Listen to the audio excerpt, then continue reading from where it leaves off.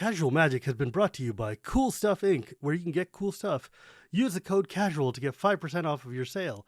And then also by Coalesce Apparel, where you can get really cool t-shirts and stuff, and use the code CASUALMAGIC to get 10% off your sale. And by Archidekt, a deck hosting website that doesn't really sell anything, but they like me and I like them, so kindly use them. And now, on to the show.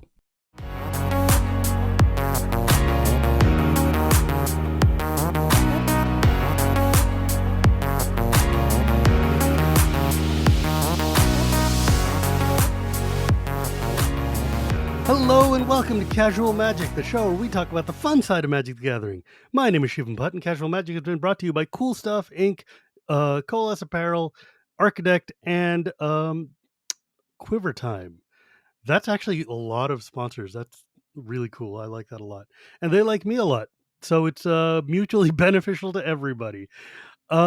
Today, I'm really excited to be able to chat with one of my dear friends, one of the people who actually welcomed me into Magic Twitterverse in the first place 1,001 years ago. Loreley, I'm not going to try to pronounce her last name. Weisel-Librizzi.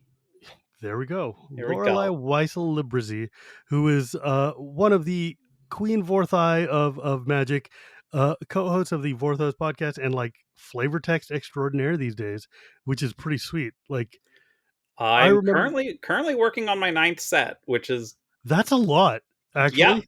Yeah, I'm in my 4th year 3 months of freelancing. Yeah. See, that's a God, joke about you me. really handicapped me with this no swearing thing. I nearly dropped one. Yeah. All right. See, I'm glad I told you before we started.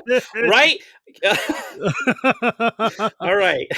Believe me, it is real rough. It's like, if I can do it for an hour, so can you. Okay, but I'm from Philadelphia. Come on, Yeah, man. This is Dude, hard.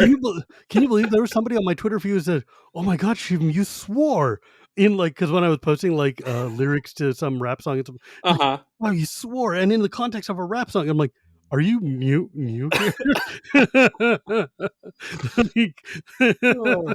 like, if you've seen maybe 3 tweets of mine, then okay, yeah, that could be true. But if you've seen 4 tweets, then there's no way you can say I don't swear. I'm contractually obligated. So how's it going, my friend? It's been like, I feel like we talk a lot on Twitter all the time, but we haven't like talked in years. It feels like, not since GP Seattle, whatever that was. Oh, in person, yeah. The last GP Seattle would have been 2019. 19? Was it 19? Yeah, I think. No, it was before that. It might have been the 18 one. It might have been 18. One was the last one I went to. Yeah, it was not 19 because I didn't go to that one. Well, then it would have been probably... Would have been 18. Yeah, because it was not during the Ravnica years. It was before Ravnica. Maybe. Who knows? Suffice to say, it's been a minute. Yeah. Well, I mean, so we did have you on our show last year, but we did. I was on your show. Dragons, yeah. Yes, during the AFR thing. It was weird because like you guys don't use a camera, and there's like 12 voices that I was hearing, so I couldn't tell who I was actually talking to. So this is literally the lead up when we were planning all our content stuff for Streets of New Capenna. We're laughing because between me, Jay, and Chris, which is 3 of our 5 co-hosts, we got a bunch of East Coast, Mid-Atlantic Italians on the show. Yes, you all sound the same. You all sound the same. And I know. I say this with complete love because you had. All of you are dear friends of mine after many, many years of this. And by God Almighty, you all sound identical on the phone. And I was like, I'm just going to talk and a voice is going to talk back to me and it's going to work. Well, again, so this is why I swear on my show, so you know who I'm speaking. I'm the fastest talker on our show, so I'm giving myself credit there. You definitely live up to your people, being Italian Philadelphians. Very specifically Mid-Atlantic Italians. I talk very loud and very fast. And with your hands. Yes. Y'all can't see, but she's talking with her hands, let me tell you. Z's are my pronouns. Z's. I will keep that in mind. Yeah. I think I updated it, like, I did one announcement on Twitter. So if you've only been interacting on Twitter and you missed that, then yeah. Yeah, then I apologize. I will I'll get that one next time. So, how do you handle having 5 people on your cast? So Y'all aren't on the same episodes all together all the time, right? Like, you have correct. a rotating kind of. Jay abandons us all the time because he's a prima donna. Actually, because he's very busy, and Jay has children, so and a family, and like Mm. a bunch of freelance work. Jay's published 2 books in the last couple of years, What so with being the canon priest of magic, right? right. Um, uh, Sometimes Brian has to work late.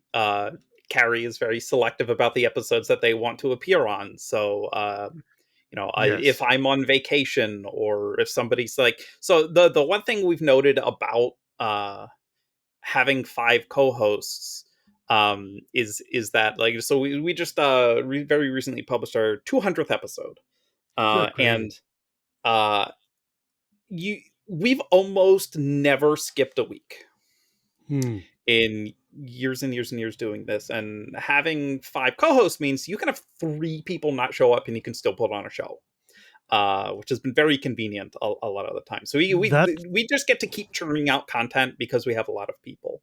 Yeah, as Um, the, one and only co-host of this program, when I decide I don't wanna do an episode, yep, we don't have an episode, yep. and by we, I mean me. We every now and then the 5 of us will get together. I believe we did all 5 of us get on there for the 200th episode. We did a mailbag episode, Mm. which are always fun. And so yeah. Yes. Well, cool. But yes, we're talking about the Vorthos cast, which is, of Mhm, course, the cast you go to for all things Vorthai. Um, I am like I consider myself a Vorthos, and I'm uh-huh, definitely part of our Vorthos family. And but the fact that this crew was so welcoming to me when I was just starting to really delve into Magic fandom uh-huh. is one of like the great gifts I think I've had. Is just like because I am not the world's greatest Magic player. I am a good enough Magic player, but like where I thrive is in the realm of art and flavor and story, Mhm. which is where we all live. And so it was just cool to see other people who were like deeply engaging with Magic the way I was. And that so like being able to go to that Seattle where remember we all went to were you there? Did you go to lunch with us The and big Ethan, lunch, yeah, the at mega Vorthos lunch at the I think Moroccan there were restaurant or whatever? 11 of us. Yeah. Wasn't it like the coolest thing ever? It was like so neat. I'm trying to who was that? That it was me, you, Jay was there, Kelly Diggs Ethan, was there, Ethan was Kelly there. I Diggs, don't remember Ethan being there. yeah, There were. God, I don't even remember. Kaburi, Right, it right, it right. it was like a whole bunch of this very small clique of, like, Twitter Vorthoses who were, like, deep inner circle Vorthos, and I was Uh just huh. like, it felt so cool to be Uh sitting at huh. a table with people who understood us and, Mhm. like, people who are like, "This is my community," right? Mhm. Uh, it was rad. So, and it filled me with great happiness to see, like, that you and Jay have both kind of been able to parlay this into actually being able to tell stories through the game cards. And that's kind of part of the reason I wanted to have you on because uh I'm sorry. Parlay is a very funny choice of words. I felt ass backwards, and I'm sorry. I can't swear. well, ass Is that a backwards swear? is fine. I will allow Okay. it. I will Okay. allow it. Yeah, no, I just kind of stumbled into a couple contract freelance contracts, Yeah, but the thing is wild is like Kelly Diggs had sent me a thing like the freelancer flavor text test or whatever, mhm.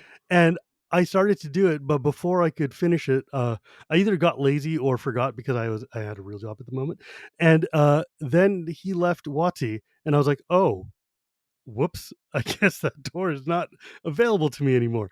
But you got in. So can you tell us what it's like to or how did you do that? How did you get into doing flavor text for them? uh Like what does that actually even what does that look like, I guess? wow, we've entered the part where I have to choose my words very carefully. Yeah, Um like what can you say that will not get us all both in trouble? um that's a real good question, Shivam. um yeah, I mean I talked to Kelly at the, well, okay, here's the thing I can say is at the time where I got hired is kind of was in the prep time for folks in on the creative team thinking about the name and tech stuff for Modern Horizons 1. the very first Modern Horizons set, which was the first set I worked on. And so part of that discussion, and part of me being like, uh, hey, it's pretty cool that I get to do this once I finally knew what set I was working on, was that, Modern Horizons is a product where we get to go into deep cuts on flavor. Like, Mm, it still boggles my mind. We have a Gaedrone Dahata Planeswalker card. that That's is messed so up. weird. That's messed up. If you told, like, the day before, up until the day before that card got previewed, if you told me that there was going to be a Gaedrone Dahata Planeswalker card, I would have laughed at you. Yeah, because Never going to happen. There's that's a like the thousand deepest, Planeswalkers to print before her. right? Like she's like the deepest possible cut from like a random Dak No. and Blackblade comic from 1,000 years ago or whatever. She appeared in a comic, which makes her far from the deepest cut. Trust me. Trust me. We can. Gerhardt is a deeper cut. Yeah, but I People guess don't know that about Gerhardt, but I think that's also part of why you're on this team right. because And you've got so the deep cuts. like Ethan Fleischer got to be on the creative text team itself for Modern Horizons 1, after also doing, I think he did vision design on it. Mm, And so Ethan and I got to be kind of the deep lore anchors on that team. And that yeah, was because a big part why I was on that team in the first place, in addition to I just a good writer. That is my skill sure. and craft. Which is like number one advice to any fan who's trying to work on a thing that they love: you have to actually be good at the thing you want to do. That Knowing a is lot about so lore true. doesn't mean you're going to be good at flavor text. No, You have to you have to be actually able to be a write. good writer too. Yeah, like you have to Um, be pithy, you have to be writing, you have to be able to get the entire point across in one sentence or two, maybe. And like, I mean, and you got to be able to like, it's hard to condense all this stuff into a cohesive narrative brutal. in like 4 words, you Brutal. know? Worst thing that ever happened for aspiring creative text writers is Twitter doubling its To character 280. count. Yeah. You have so much space on Twitter now. The 140 characters, you used to have to really construct. Like, if you wanted to do a long tweet thread on old Twitter, you had to very carefully construct sentences. Let me And tell you about doing long tweet threads on old Twitter. yeah, you might, yeah. No, but you're absolutely right. Part of the reason I love doing that Hmm. and love telling stories on Twitter is because it forces you to figure out how Hmm. to condense a story and be able to get the heart of the story across and Hmm. still get like, the nuance and the flavor and stuff Hmm. into as condensed a way as possible, which for Hmm. folks like you and me who are just verbose airbags, this is like one of the greatest gifts we've ever been given is a forced limit that you have to work with. Right. And so, like, writing broadly is, God, you. How many minutes are we into this thing? I'm giving. We're 13 minutes in. I'm giving writing advice. Jesus Christ. Uh, I mean, that's what we're here for, man. That's what um, we are here for. writing is less about the words you put on the page and a lot more about the words you take off the page. Yes. One of the things that a austere Twitter character count meant was that you had to be very decisive about the way you You did phrase not get tweets. to keep any fluff. Um, and so, when it comes to flavor text, we usually have 1 to 2 lines. Mm. Occasionally we have vanilla creatures or creatures with like one line of ability text, and we're just like, yeah, we can go ham on those. I've written some of the best stuff I've written has been like chunky vanilla creature flavor text.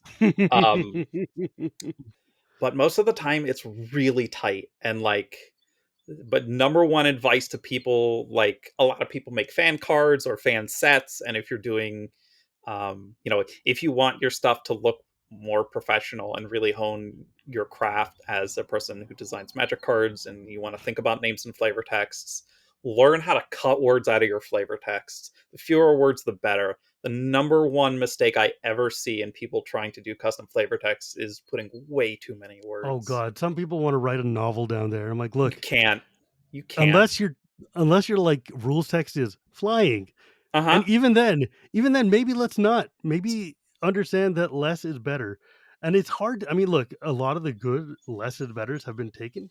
But like for instance, if you look at the card Dead of Winter from Modern Horizons 1, you've got which is Yeah. like, the Wrath of God that kills all snow creatures. all non-snow creatures, and the flavor text is 5 words. At Uh-huh. last, silence. Dash Tevaset. And I'm like, that is so clean. It's so good. Uh-huh. And it's Uh so much better than something like, Avicent's collar, the symbol of her church. you know why it's so clean? Why? Yeah, you're very lucky because you get very direct insight as a person who worked on that set and wrote that flavor text. Is there was so speaking of deep cuts, that is a paraphrase from a piece of text I wanted to pull from Ice Age number 4, one of the old Armada comics. Um, and so I had pulled a direct quote out from the comic and looked at it a bunch and was like, "Hey, where can I cut this? Where can I tweak this? How little can we get this?" And at last, silence. And so it's just kind of an echo of a general sentiment that Teversa expresses throughout the old comics. Mm. He gets very frustrated at the world for killing his sister, and basically, so this includes his epithet, the Doom of Fools.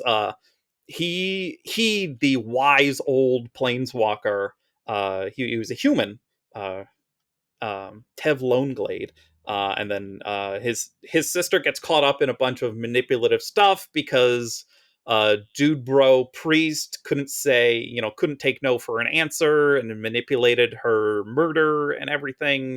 It was a mess, and he was just like, "Hey, everyone in the world sucks and is a fool, and I'm really angry at everyone, and like all this crap that's happening around me is just so loud and so noisy in my head, and I just want it to be quiet." And his version of everyone be quiet is everyone should die.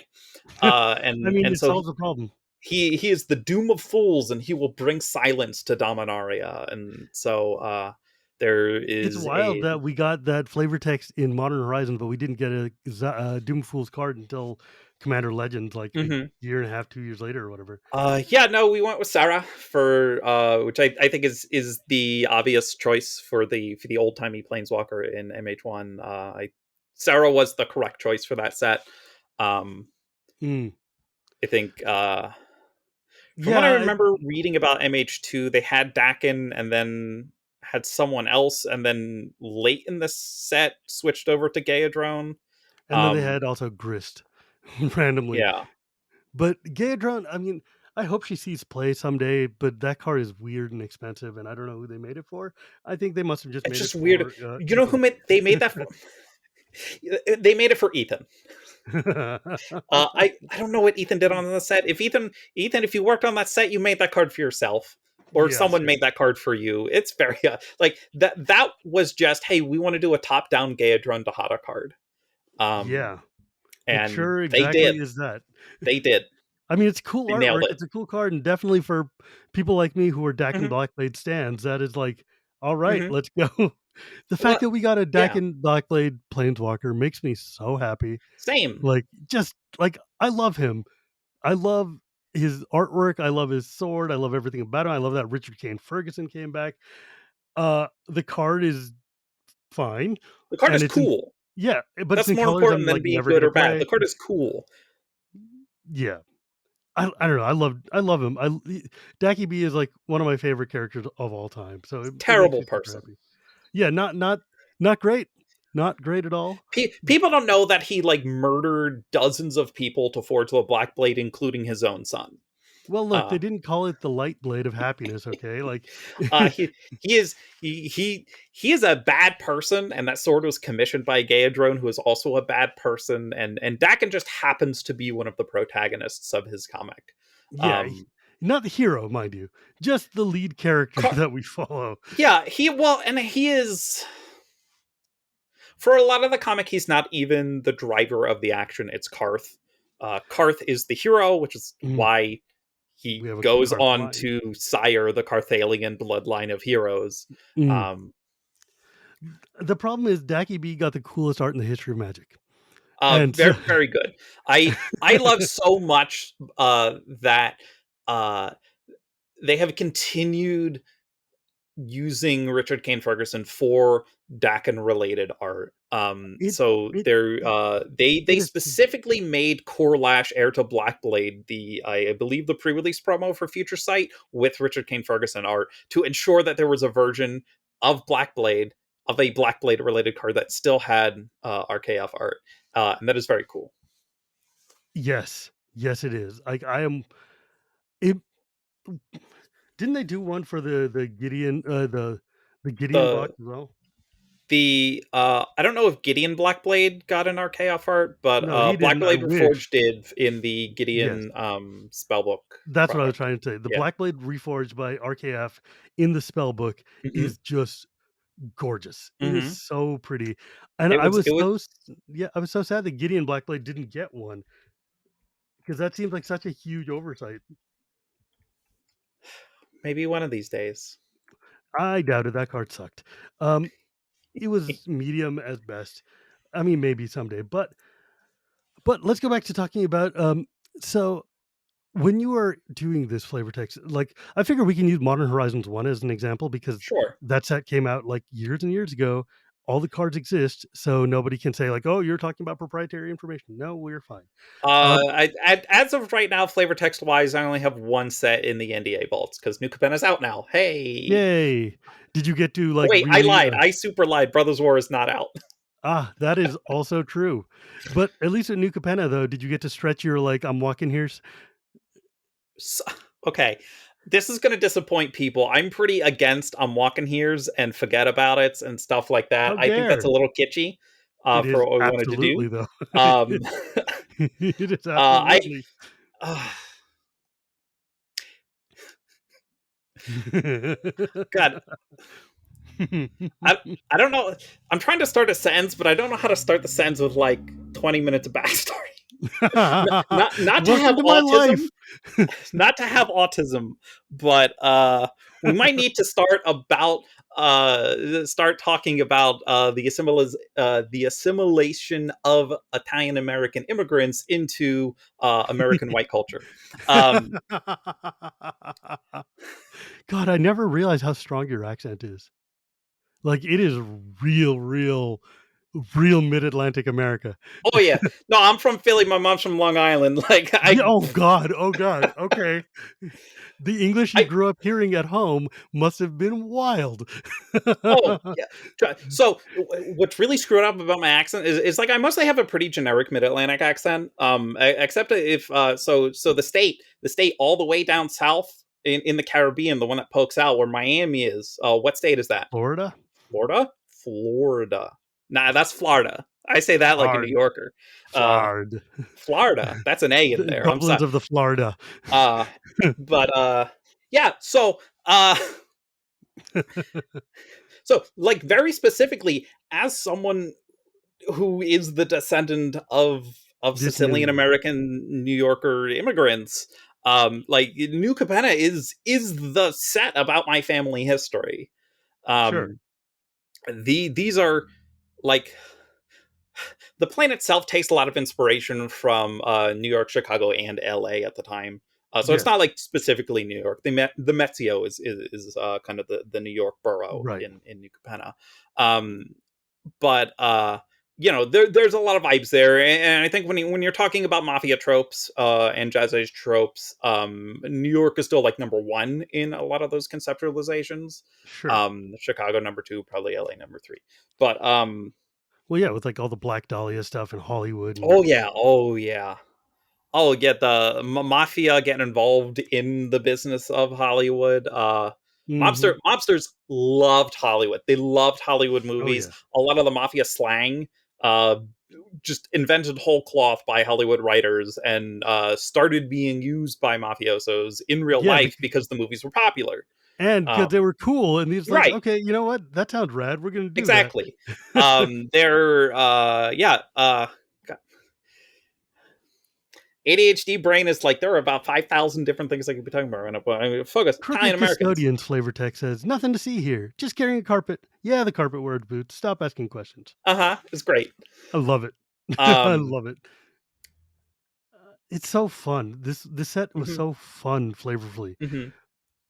So, let's talk about the process. So, like, I know that like, what's it like when you get to first see that folder full of cards?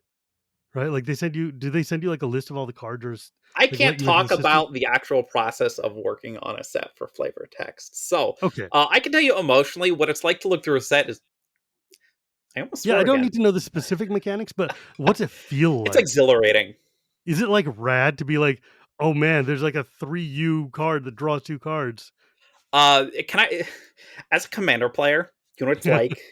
You know what it's like to see the cards you want to play with a year from now? That Like, must be so annoying and frustrating. so New Capenna.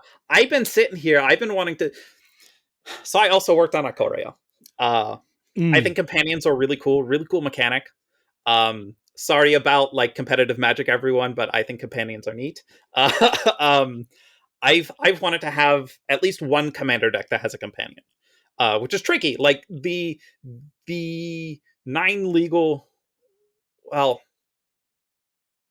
I guess technically 8 legal companions because uh Yeah, because the noodle, Yorion excludes yes, itself, and Lutri is is. banned because You know what, y'all killed dude? Lutri before it had a time to Wati swim. Wati came to us and said, "Hey, we don't think this is going to work in Commander. You should probably ban it on day 0." Yeah, And we were like, "That's." We looked at that and thought, "Why would you print this knowing that that has to happen?" And they're like, because it's "Good really luck, cool and bye." limited. Yeah, you know So what? this is the thing about companions are one of the things that made that limited format really fun, except Gigantha. But I love um, Gigantha. I because love Gigantha, hey, you're in but red or green, congrats, you get to play Gigantha. Um, anyway, Gigantha is super fun and sealed commander for Ikoria. But the thing is, though, like, okay. Anyways, you were yes. talking about So companions. I wanted to have at least one commander deck that had a companion, and I looked through a lot of my existing decks and was like, there's nothing really works here. I'm still noodling around with a Nethroi deck, and like part of me is like, well, do I want to make it an all creature? Like, I want to focus on creature combos. Do I want to make it all creatures and then run Omori as the companion? And I was like, yeah, but it doesn't really get me anything. Uh, it's like not worth the payoff of not being able to run like the ultimatum, whatever we call the Andantha one. Um, and Uh, uh, and so I was like, well, okay, so which of these companions is compelling? And so I love Hellions. Um, hmm, and we have Obosh. And Obosh is yes. very cool. I incidentally, speaking of Hellions and Lutri, I still think that if Lutri had been a Hellion instead of an Otter, instead of being the first legendary Otter, the first Otter in Magic, if it had been like, I don't know, any random crap elemental, nobody would have cared. But because it was Oh, an I agree. Otter, because they made it an Otter, Uh huh. suddenly it is the biggest problem we've ever Uh done. huh. The art's adorable. It's adorable. I'm so mad. I'm so mad that Watsi set us up like this. It could have been something hideous. Should have Uh been. it's just part of the grand plan of mustelid creep in creature types. We now have Muscly. 5, by the way. We have ferrets, sables, otters, badgers, and wolverines, all as unique creature types. It's That is great. so. Um, I used to play Rabid Wolverine all the time back in the olden days. anyway, Obosh. So you can only use odd CMCs in an Obosh deck, and Obosh like really wants you to do burn shenanigans. And so I don't have a Grixis deck. I'm also trying to do the one commander deck of each color identity thing. Sure. And so I don't have a Grixis deck. And here I am working on an arc set with a whole Grixis faction. And I'm like, oh, okay, what are we going to get here? And then we look at Anhelo, who is 3 mana, plays with instants and sorceries and copies them. And so I'm like, if I'm going to do burn in commander, like burn, like loosely, Oh yeah, uh, did you see it? Somebody has been spells. posting pieces of what they call Bolt Tribal with Uh Angelo huh. and Errant, and it Uh is huh. so Uh huh. ridiculous. Uh-huh. Yeah, It so looks these are all the thoughts that were going through my head, last year. right, Um, which means and that by the so time it comes out, you've already forgotten, right? I tried to maintain a skeleton of concepts in a document. But yeah, it is an ongoing project that I'm gonna work on. Yeah, the end. Hello, Obosh. Because mostly, so one of the things I love about Grixis and I love about Eternal formats is this deck. Commander, notoriously a singleton format. Screw the rules. I get to play both Psionic Blast and Char. Ooh. And Breaking the game. like if I control and Hello and Obosh, I get to like cast Psionic Blast. I get to leave like 3 blue open. And people are like, "Oh, is there going to be a counter spell?" It's like, no, I'm going to cast Psionic Blast, casualty this token I made, and double damage on both, and like that's 16 damage for 3 mana, and I'll take 8, whatever, I don't care. Um, this is you're a commander guy. This is what the format's Oh, about. This I'm is here what for I all of love it. about it. I'm here for all part of it. I love it. Um, But you were and saying why this is a problem a year ago. Because this was a set you saw a year ago, so you had to sit on it? oh yeah, so I have to like sit on concepts. Like Like they show you a legend and you're like, "Oh no, I want to build this and I have to wait 1,000 years for it to exist." yeah, I always talk about my NDAs like they're they're a steam chamber. Hmm. And the more I know about the future, the higher the steam pressure gets, and the longer it exists in there, the higher the pressure gets. And then when sets release, I get to like when announcement day, I get to like crack it open because like Mhm. And you do those awesome threads about, oh yeah, one of the other things you do is write the lines for voice actors for Arena. oh yeah, we'll get there. But yeah, I just need to remember so that I don't forget. and anytime something I worked on like actually gets published and is public, it's like opening the door and all the steam shoots out. I get to scream about Yeah, stuff, which is why like I do the threads. it's Today is funny a because thread like, day, by the way. oh sweet, yeah, because the new set just came out. But it's funny because like now you start to understand what Morrow must have felt like for the past 20x years of sitting there knowing every set that's coming out and listening to 1,000,001 questions from people saying, "When are you going to do blah?" And he's like, Uh huh. "Well, I did, but I can't tell you that I'm going to do it." So smiley face. Mm-hmm. Yep. Um. And you're on. Here's the thing that I don't understand. You and Jay know stuff that is coming out years from now, and yet you still run a Vorthos weekly podcast where you Uh talk huh. about story stuff. Uh huh. How do you not end up just editing the hell out of half your shows, being like, "Oh, that doesn't happen yet." Do I get one little swear? Hit me. Can I say damn? Damn is a Yeah, card name. I should be able to damn is say fine. It's damn a card. because I'm damn good at my job. Is why. Yeah. So honestly, I love having secrets. I love keeping secrets. Oh, well, fair, Hashtag Blue fair. Mage. So it's not that hard. It's hard to restrain the emotion of being excited. Mm. But it's very easy to not say things for Well, me. yeah, I mean, like, I'm not saying Um, it's hard to I mean, obviously, but I'm a yeah. person who knows a lot of things about a lot of things, and it's not hard to make sure that the wrong people don't hear it, but it's also you're having a subject matter discussion about the thing, and Uh huh. sometimes you're talking about, like, the seeds that they lay for stories that are going to come. Like, the fact that, for instance, in Kaldheim, we came out and we saw that there was a praetor showing up, Uh huh. and everybody's like, "Oh, the praetors are coming," and we know that Phyrexia is going to be a thing, and we remember that, like, Rushmi saw some bit of oil when she was going through the planar bridge the first time during her tests or whatever. So, but that Brothers War is coming, or that Capenna is coming, and that there's going to be some praetor, something in there. How do you? I mean, it must be an interesting, fun time for you to sit there and say, like, "Gosh, why could this be?" Uh, when Especially Vor since you get to sculpt the story in some ways. Ew, Maybe not. uh, Okay, maybe that's a little much, but flavor so text is so still the, flavor the text. the the metaphor I like to describe is that I'm a translator.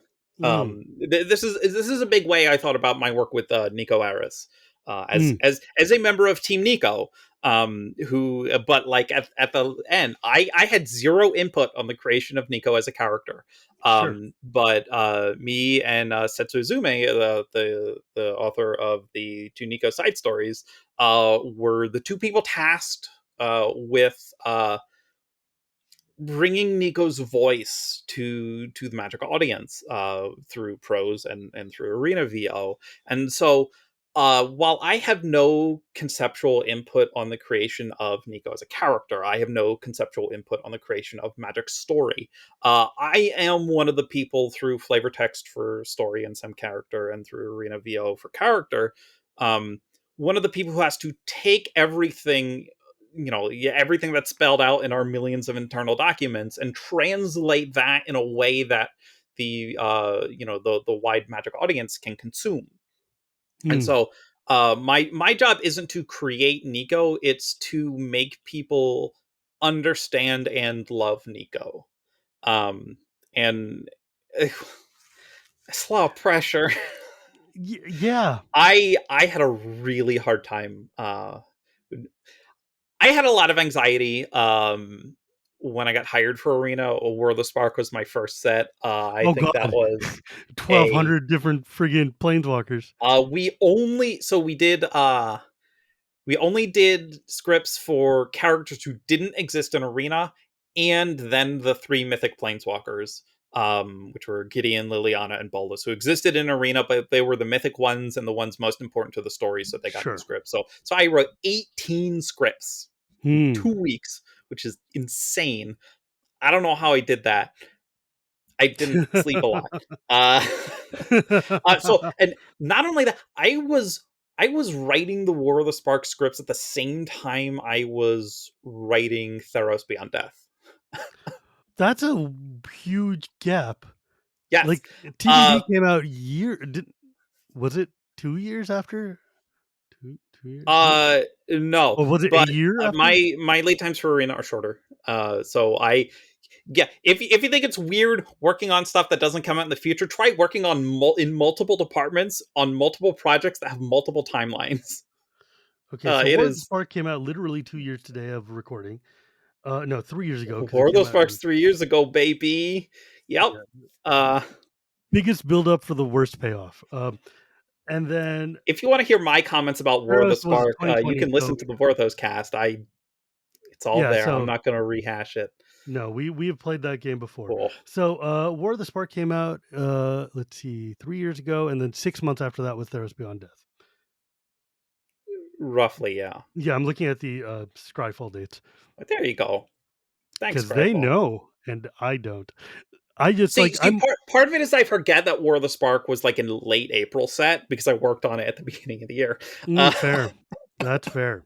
um, So, yeah, uh, so they tell you, like, "Hey, these are gonna be the Planeswalkers, and this is the mhm. story, figure out how to say them." Yeah, so I have to know the planeswalkers, I have to know the cards because we key lines to specific abilities. So Ah.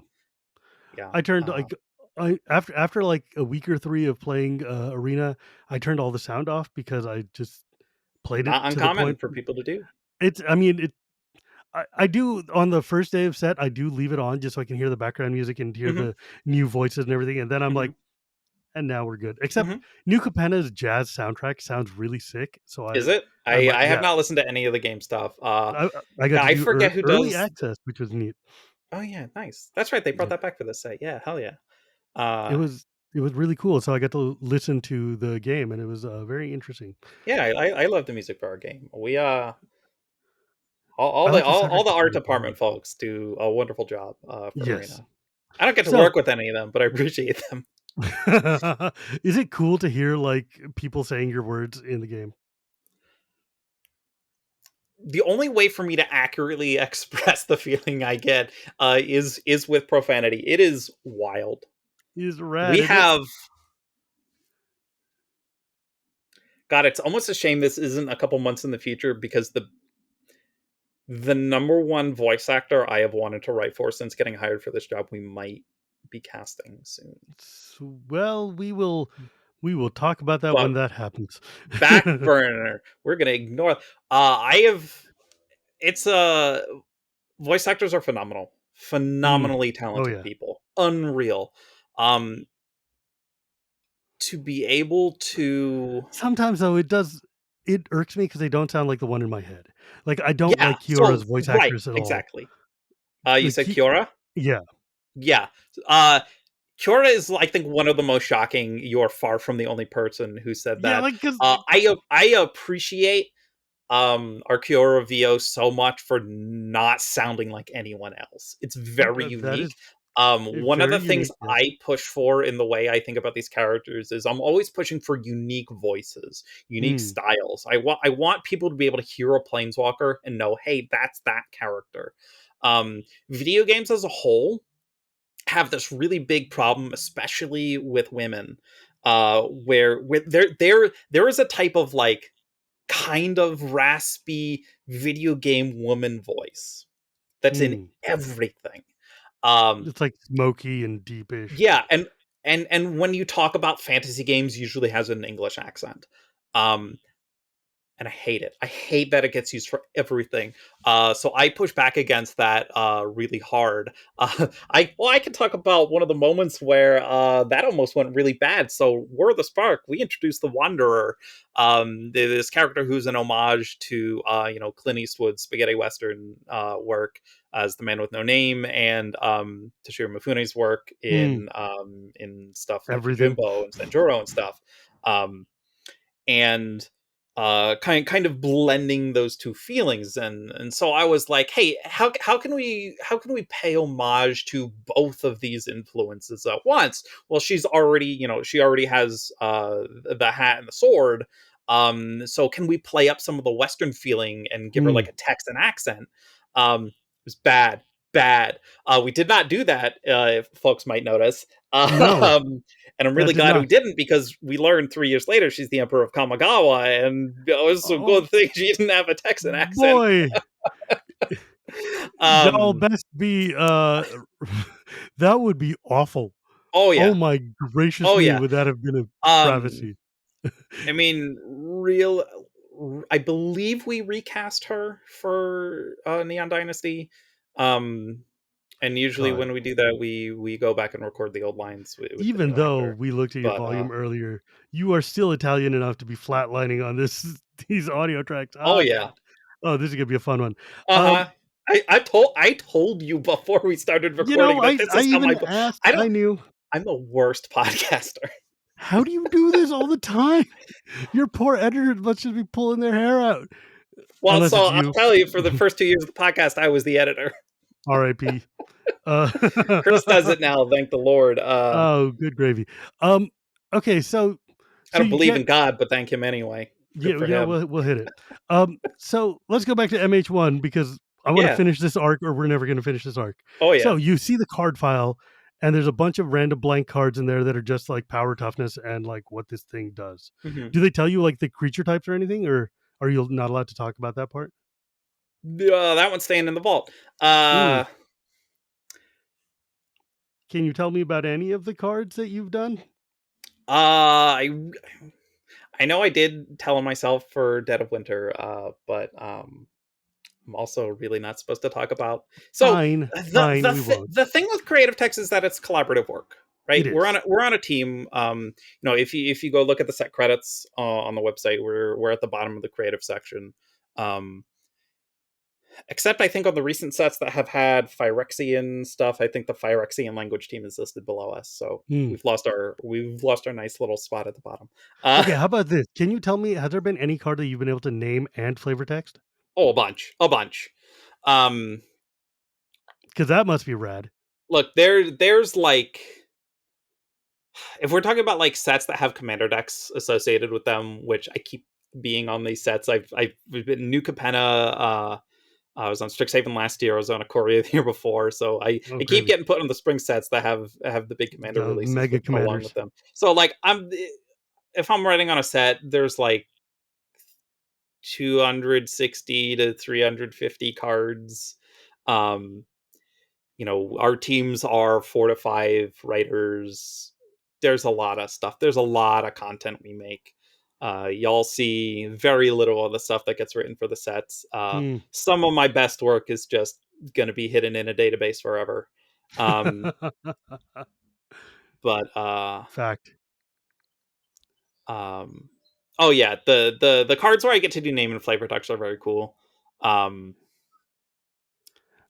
I do aspire to build a commander deck using only, so I was on AFR, Hmm. and so I'm we had lands with flavor text, which is messed up. Um, I I uh, thought it was cool. I no, thought it it was was really cool. awesome. James was our creative lead. James Wyatt was our creative lead for He's so that neat. set, and so we started a when we were working on that set, and we were like, "Hey, we want to do flavor text on the basic lands," and I'm like, "Excuse me, but we don't do that.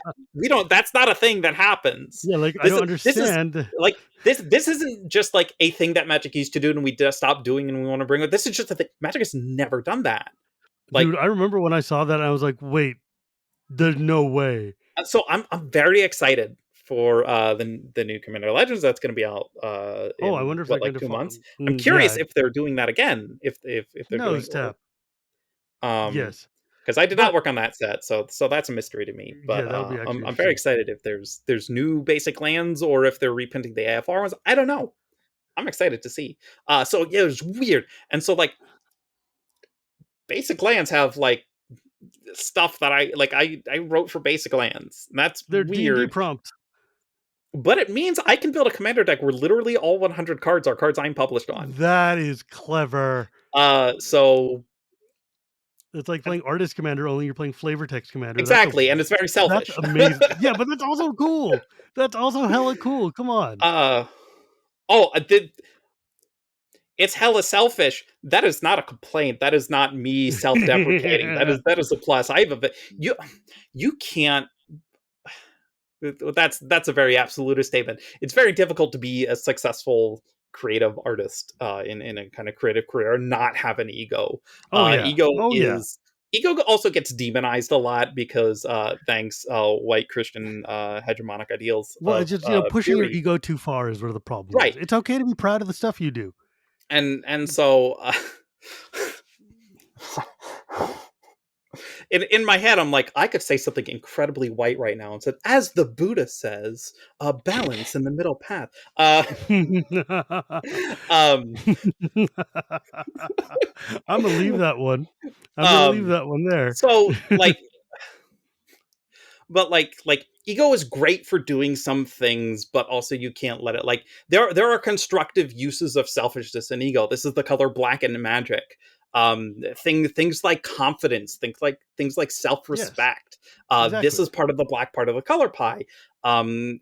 Confidence, self-respect, um desire to desire for excellence, The honing a skill for your own Right, but that own the self. negative ego that people talk Yeah, about is not necessarily I'm proud of the thing I did. It exactly. is more that I because of the thing I did, I believe that I'm better than anybody else at anything, Exactly. and that you are worse than me because I am so good at this thing. Right. That is where the ego when you externalize your ego Mhm. and use it as a reference point in your relationship with other Mhm. people, that is Mhm. when it is a problem. Right. If it's just like, "Yo, dude, I made this awesome deck and it's super cool," that's Uh, fine. e Celebrate your e wins. ego is very powerful. It's a very powerful motivator. It's a very important tool for doing creative work. And this is, I guess, we're going to do more writing advice. Learn how to harness your ego in productive and healthy ways. It is one of the best things you can do as an artist. Mm. So much of your art suffers when you don't believe in yourself. And like, look, I'm a writer. If you spend 5 minutes in writer Twitter, all you see is like half the tweets are writers self-deprecating because we're terrible people and we all hate ourselves, which is why we're Mhm. writers. But Fact. like uh being able to harness a lot of those selfish desires as fuel for creative energy is really good. I talk about anger in a lot of the same ways. Anger is just any emotion in general. All our emotions evolved. They are signals for interacting with the world. Letting them dominate your decisions in unhealthy ways is bad, but they can be very constructive. Anger is great for tearing things down, and sometimes tearing things down is very bad and destructive to the people around you. But also sometimes it's about like throwing bricks at cops, and then anger is very good. Anger gets stuff done. Anger brings about change. Like um, and so there's a lot of ways that artists can tap it, especially like art is so much about emotional expression and Mm. being able to tap. God, let me tell you, having to write Luca and being like, oh my God, he talks like me when I was 13 years old. And having to pull like, hey, like environments that I existed in when I was a teenager, because that's the internet, right? The internet is Mhm. just these like toxic white masculine spaces in a lot of ways, and Luca is absolutely born of it. And having to like pull from that, it was emotionally taxing. Um, but like uh being able to temper, like be in touch with the anger without letting it control things, is like really important for writing that script. And so yeah, it's hard, and it took me like years and years and years to figure this stuff out on my own. But like good advice for writers is get in touch with your ego, get in touch with your rage, and learn how to use those things to write. um yeah. Fair. I mean, it's important because you cannot just be one note when you're writing. Your writing's Hmm. gotta be the full expression, like, because I remember I was talking, I mean, I've author friends who write, and Hmm. I used to ask, like, how do you get into the mind of a villain? How do you get into the mind of somebody who's acting in a way contra to your personal beliefs? And like, you have to. If you don't, your story has just got no depth and no value to it, because you need to have something for your hero, your protagonist to struggle against. Hmm. And you need to be able to provide a nuanced and rounded world. That means sometimes you have to write a horrific and heinous person, or even just a person whose just belief system is so outside of what you understand and what you value and what you know, like, what matters to you. I'm sorry for laughing here, but it's very funny to hear you talk about this in a way, and good sign that we're very different people in some ways. Is I have to do that kind of thinking when I write heroes. Do you know how hard it is? We mentioned Gideon Blackblade earlier. You know how hard it was to write Gideon. you We have know Elspeth. You know how hard it is for me to write Elspeth and to think the way those characters like think, a and selfless get into good their voice. person who is trying to help the people. Look, I'm sorry, but we have a set with Elspeth and Obnixilis, and let me tell you which of those characters was way, way easier and more fun for me to write, and that's Mr. Nixilis Yeah, over but that's here. because Nixie, I mean, like, Nixie is just a big old, like, greed demon. And Oh, he's because great. I I love him. remember I was talking to Margaret Weiss about, like, Dragonlance books way Hmm. back when, and one of the heroes in the Dragonlance book is this, not hero, but one of the, like, characters is this goody two shoes palette, like, cleric who brings the word of the Hmm. gods back, and he's like totally like, and she's like, I hated writing him. I wanted to kill him off so many times. Tracy wouldn't let me because it would have trashed the story, but I hated it. And I'm Uh-huh. like, and she's like, I would much rather write, the feisty villain chick Hmm. instead. I'm like, well, yeah, because they're fun and they're expressive and they let you explore emotions that you don't get to do in real life. So you get to, like, it's Yeah. like, oh, see, do not steal. I get to do like all the wild and crazy things. But at the same time, like for me, I I have like ethical drives that like make it a challenge for me to want, like, I mean, that's not true. I, I guess when I'm writing, it's easy for me to write a horrific person because I want to write the person I want to beat, Hmm. right? And Right. so, but the hard part is taking that good person and writing them in a way that makes them not just a two-dimensional, Hmm. Yep. like, lollipop of goodness or whatever. Yeah. And it's that's like, because you got to have nuance, you got to have depth Hmm. there, and there's got to be like motivation as to why are these people doing the thing. But that's just the craft of writing, right? Like that's Right. And like, so I am, my background is in screenwriting, and film, and I am a character first kind of person. mm, I love character. I mean, this is one of the things I love about Arena, is that I get to write so many different kinds of people, right? mm. And so like when it comes to characters like Gideon and Elspeth, or Bahama last year, or God, talk about pressure. They sure did me, Magic Deep Lore fan, me knows very little about D&D, and it's like, hey, here's five like old renowned characters from D&D, write them, and I'm just like, except for Lolth, because I vibe with that, because again, villains. They gave me a mean spider demon lady goddess, and I'm like, yeah, okay, I can do this blindfolded. um but so when I write those characters, it's also just like, I have very good, Magic's characters are robust, and Studio X gives me very good information to work with, and I have good story stuff to work with. Mm. Um, the color pie is a good guide sometimes too, but also it's like for something like Arena, it's also keeping in mind like what do fans of this character want to see. The people who like Gideon, why do they like Gideon? What do they want to see out of a Gideon character? Hmm. People who like Elspeth, why do they like Elspeth? They like that she doesn't give up. They like that she is a good person and she stands up for other people. People like that she puts her own life on the line to Yep. protect others. What are Elspeth's faults? Well, she puts her life on the line to protect others constantly, and gets herself killed in Theros. A big part about Heliod stabbing her is that even if Heliod doesn't kill her, her life is forfeit to um, Erebus. yeah, there we go, Erebus. Anyway, like she's dead no matter what, but she still steps up to take down Xenagos. And so being able to understand the characters and flesh them out, and in 10 words or fewer, be able to express these characters' wants and desires in an active and engaging way. It's very difficult. It's a hard job, especially when I've been doing this for 4 years and I've written who knows how many scripts. Hmm. um, but finding the essence of those characters is really fun. So Hmm.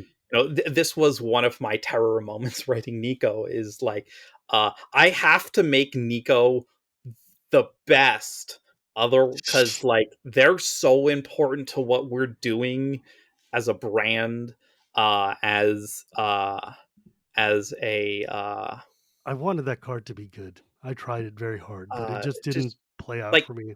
there's the thing about corporate art is that like there's always a corporate half and there's always the personal half. So like there's the Mhm. corporate goal of like, hey, we want Nico to land, and there's a lot of queer folks at WotC, uh full-time Yes. contract work, and we want Nico to succeed.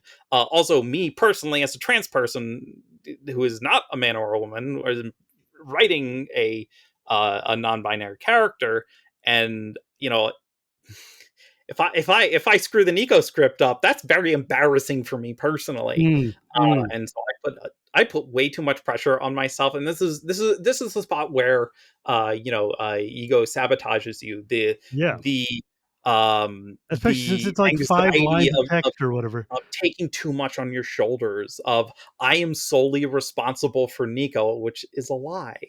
Yeah, Nico Uh, is the source of is the child of a large team yes, I that had to worked get very hard. uh talked down from a lot of my anxieties writing Nico, and be like, Mm. hey, actually, I have to focus on what I'm doing. I'm gonna have help, like, It's not on you, but it's on like but the thing is it's that not that's no one pressure, but I was putting too much pressure. Like, right, yeah. because, I mean, think about it, that's one of the big problems of, like, having just one object of representation for a group, Mhm.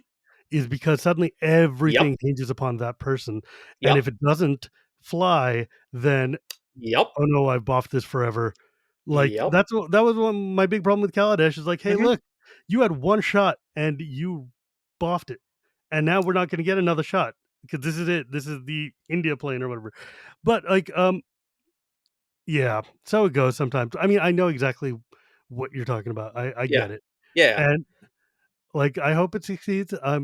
There's a lot of planeswalkers these days, so they've got a Uh-huh. lot of choices into where they wanna go with the story, so we will have to see. Because, like, for instance, Basri Get that showed up once in a set that didn't even I lo have a story. I love Basri. I love Basri, he's like So, and like this is a weird situation where like most people forget Basri exists, and I'm just sitting here with a little he's candle my lit in the corner of the if there room. was I'm like, literally so ever a and card made specifically for me, it like is he is the Basri is the most me card of all time. and I want to say I made all these comments about, oh, I need to work really hard to get in the head of people like Gideon and Elspeth. And they handed me Basri, and I was like, I don't know how I'm going to. Oh, they handed me another goody two shoes white planeswalker. How am I going to do this? And then I dug into who Basri is, and I'm like, oh my God, actually, I love him, and this is going to be very easy. Basri is really easy for me to write, and I love Basri. I want to see more Basri so bad. Yeah. I adored him. I think he is a thought, God, he really is, because he's a guy who, Samut looks back at the Bolus stuff and is like, Bolus is evil and corrupted our gods, but thankfully Hazaret is okay now, and so I can be dedicated to Hazaret again. Basri looks back at the destruction.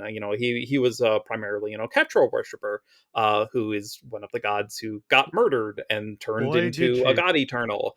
And Basri's reaction to all this is like, even so, the things she taught us about caring about other people and collective strength and being there for your brethren, both on the battlefield and in life, all of these things that she taught us are still good and still matter.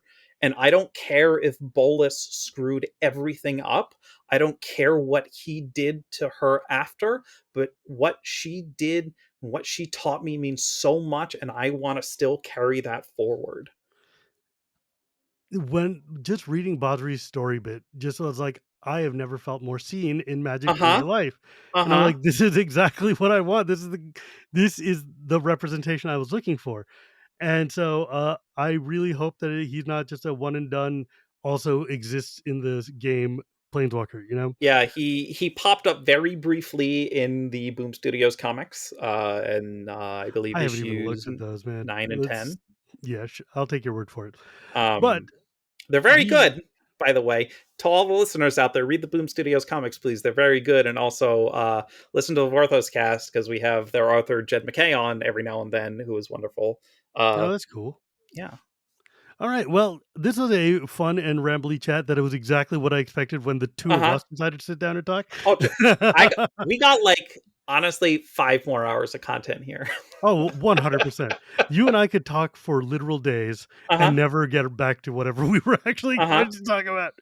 Anyways, I love you, Lorelai. I'm so glad that we're friends. I'm big fan of the work you do, and even Thanks. before that, just because I like you as a person. Um, so where can people find you, your stuff, your things, etc.? So for podcast, we are on. You can find podcast stuff on Twitter and SoundCloud and Patreon at the Vorthos Cast. No spaces. For me personally, I am. Twitter is the best place. I'm at Lorelei Writes. No spaces. My name is spelled Loreley because I use the German spelling, because I like that. I yeah. think it's way cooler. Well, I didn't get to go on the whole assimilation of Italian Americans thing, because well, I mean, not because it's not the correct. I didn't do it.